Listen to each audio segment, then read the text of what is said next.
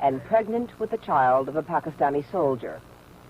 Like thousands of women throughout Bangladesh, she is carrying a child she does not want. She says that her husband was in the Mukti Bahini. He was a commander of the force, in the village. And this army people were looking for him, and they had broken into her house to take him away, actually. And when they were dragging him out of the house, she started screaming and protesting and crying, trying to hold back her husband. And one of them turned back and raped her in front of her husband, who was forced to sit and watch with guns pointed at him. And later on she like says many that women she who didn't were raped by Pakistani soldiers, Saira is in disgrace among her people. Her parents take care of her, but they are certain that no man will ever marry her.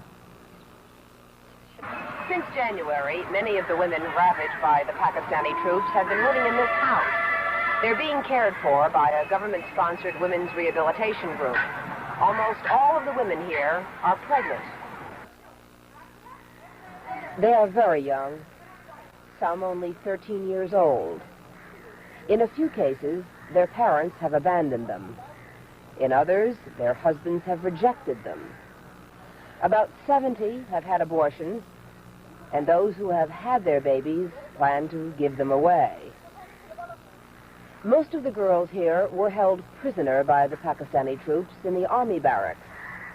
For weeks, each day and each night, they were forced to submit to whatever the soldiers demanded. This is Rushanara, 14 years old and 7 months pregnant. She was abducted from her home in Dhaka and taken to the army barracks, where she remained for 3 months. She says there were nights when as many as 30 soldiers forced themselves on her. Sheikh Mujibur Rahman has said that these women are heroines. But politics, the war, and even the liberation are not really the concerns of these women. They are the innocent victims of war, and the children they bear will